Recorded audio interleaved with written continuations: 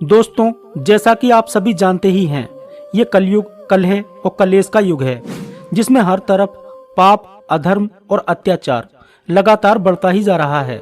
साथ ही नए नए प्रकार की बीमारियां आ रही हैं, तो कहीं कहीं पर खंड प्रलयों की शुरुआत भी हो चुकी है। कलयुग के विषय में हमने बहुत सारी वीडियोस बनाई हैं और आपने सभी वीडियोस पर भर भर के दिल से प्यार दिया है। उसके लिए आपका दिल से आभार एवं धन्यवाद।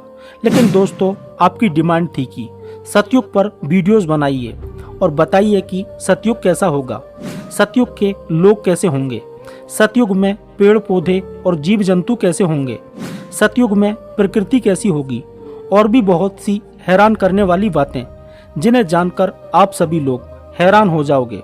तो बने रहो मेरे साथ वीडियो में एंड तक सतयुग की सैर करने के लिए।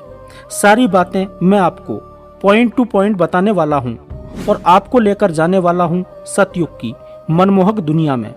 वीडियो में आगे बढ़ने से पहले यदि आपने अभी तक चैनल को सब्सक्राइब नहीं किया है तो प्लीज़ चैनल को सब्सक्राइब करके साथ में बेल आइकन जरूर दबा दें और कमेंट सेक्शन में जय सनातन धर्म लिखकर वीडियो को एक प्यारा सा लाइक जरूर कर दें। तो चलिए दोस्तों, बिना टाइम को वेस्ट किए वीडियो में आगे बढ़ते हैं।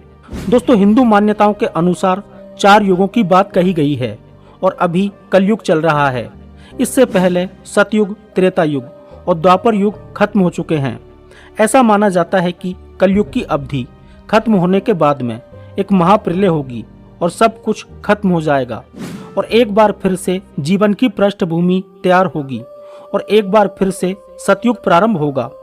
महाभारत ग्रंथ में भी इस युग का विशिष्ट मत मिलता है कि कलयुग के बाद भगवान कल्कि पृथ्वी से पाप, अधर्म, अत्याचार, अन्याय का अंत करके एक बार फिर से सतयुग की स्थापना करेंगे।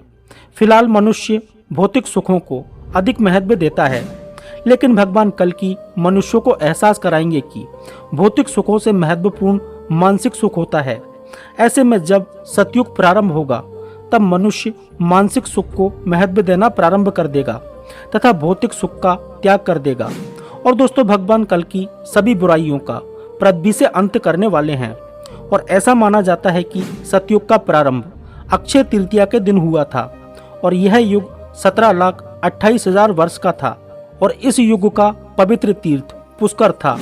अब मैं आपको सतयुग की कुछ हैरान करने वाली बातें बता रहा हूँ, जिन्हें जानकर आप चौंक जाओगे। दोस्तों, सतयुग में भगवान विष्णु ने 4 अवतार लिए थे, जो कि मत्स्य अवतार, कूर्म अवतार, बाराह अवतार, नृसिंह अवतार थे। भगवान विष्णु ने यह अवतार शंखासुर के वध, वेदों के उद्धार, पृथ्वी का भार हरण करने के लिए, हिरण्यकश्यपु के वध और भक्त प्रहलाद को मुश्किलों से बचाने के लिए लिया था। भगवान श्री राम के वंशज हरिश्चंद्र की कहानी भी सतयुग की ही है। और दोस्तों, इस युग की मुद्रा रत्न की होती थी, जैसे हीरे, मोती, पन्ना, नीलम, पुखराज आदि। और इस युग यानी कि सतयुग के बर्तन स्वर्ण धातु के बने होते थे और सतयुग का मनुष्य सत्वगुण प्रधान था, अर्थात उसकी प्रवृत्ति त्याग, तपस्या, सत्य आचरण, सत्य भाषण, अहिंसा, ईश्वर भक्ति, प्रेम, सहयोग और प्रकृति के प्रति मैत्री भाव की हुआ करती थी। सतयुग सबसे श्रेष्ठ युग था। इस युग में मानवता सब में कूट कूट कर भरी थी। इस युग में हर मनुष्य मानव कल्याण के बारे में ज्यादा सोचता था। इसके अलावा इस काल में मनुष्य बड़ा ही दयावान था तथा जीव मात्र से अधिक प्रेम करने वाला था। लोग मांस मदिरा का सेवन नहीं किया करते थे तथा सत्कर्म में ही लिप्त रहते थे। इस युग में पृथ्वी पर चारों ओर सुख शांति बनी रहती थी और एक आज का हमारा कलयुग है, जिसमें लोग भगवान को ही भूल गए हैं। सत्य, धर्म, तप आदि की तो बात ही छोड़ दो। खैर, वीडियो में आगे बढ़ते हैं। नंबर 2, दोस्तों, सतयुग की सबसे बड़ी खास बात यह थी कि इसमें धर्म के 4 पैर थे, यानी सतयुग के अंदर ऐसे लोग रहते थे जो कि धर्म का पूरी तरह से पालन करते थे और सदैव ईश्वर के नाम का जप करते रहते थे। इस युग में कहीं पर भी कोई इंसान अधर्मी नहीं था। सारे इंसान सत्यवादी थे और ईश्वर की भक्ति में लीन रहते थे। सतयुग के अंदर कोई भी इंसान पापी नहीं था। सभी लोग बहुत ही ईमानदार हुआ करते थे और कोई किसी का बुरा करने की कभी नहीं सोचता था, क्योंकि इस युग में बुराई मौजूद नहीं थी। आज की तरह स्वार्थी और मतलबी लोग नहीं हुआ करते थे। एक दूसरे की मदद करना और जीवन जीना इस युग की सबसे बड़ी खासियत थी। चोरी, बेईमानी, धोखाधड़ी, अत्याचार, अनाचार और कदाचार तो लोग जानते भी नहीं थे। लोगों को प्रकृति से जो चाहिए उसे उतना ही प्रार्थना करके प्राप्त करता था। वह आज की तरह तथाकथित विकास के लिए प्रकृति का विनाश न करता था और इसलिए तो उसने प्रकृति के हर एक उपादान में किसी देवी देवता का वास माना। नदी, पहाड़, पेड़ पौधे, वनस्पति आदि सभी में उसे किसी दिव्य चेतना का अनुभव होता था। नगर, ग्राम और स्थान के देवी देवता माने जाते थे। यानी सतयुग के लोग कोई भी ऐसा काम नहीं करते थे जिससे प्रकृति का कोई नुकसान हो। उस समय के लोग सही अर्थों में ज्ञानी अर्थात आत्म चेतना का अनुभव करने वाले लोग रहे होंगे। उनका समाज भी आदर्श रहा होगा। और एक हम लोग हैं जो अपने फायदे के लिए प्रकृति का विनाश करते जा रहे हैं, लेकिन प्रकृति से ही हम लोग जुड़े हैं। यदि हमने प्रकृति को नहीं बचाया तो फिर हमें बचाने कोई नहीं आने वाला। नंबर 3, दोस्तों आपको जानकर हैरानी होगी कि सतयुग में लोगों के पास ऐसी ऐसी अलौकिक शक्तियां हुआ करती थीं, जिसके कारण उनको जिस चीज की भी इच्छा होती थी वो उनके सामने आ जाया करती थी। इसलिए उन्हें किसी भी चीज के लिए ज्यादा मेहनत करने की आवश्यकता नहीं होती थी। वे अपनी मस्ती में जीवन बिताते थे और उनका काम केवल भगवान का नाम जपना ही था। यदि आज के युग में किसी के पास ऐसी शक्तियां आ जाएं, तो लोग पता नहीं क्या क्या करते। यदि आपके पास ऐसी कोई शक्ति होती तो आप क्या करते, मुझे कमेंट सेक्शन में जरूर बताना। और दोस्तों सतयुग में गायें भरपूर दूध दिया करती थी और अन्न और जल की भी कहीं कोई कमी नहीं हुआ करती थी। वन सुंदर हुआ करते थे। नदियां, तालाब, झरने आदि सब कुछ बहुत ही मनमोहक हुआ करता था। हम लोग तो शायद इन सब की कल्पना भी नहीं कर पाएंगे। नंबर 4, दोस्तों आपके मन में एक सवाल आ रहा होगा कि यदि सतयुग इतना अच्छा था और यदि इसमें कोई गलत काम करता होगा तो उसका क्या होता होगा। तो दोस्तों यदि सतयुग में किसी ने गलत काम किया तो उसकी तुरंत ही मृत्यु हो जाया करती थी।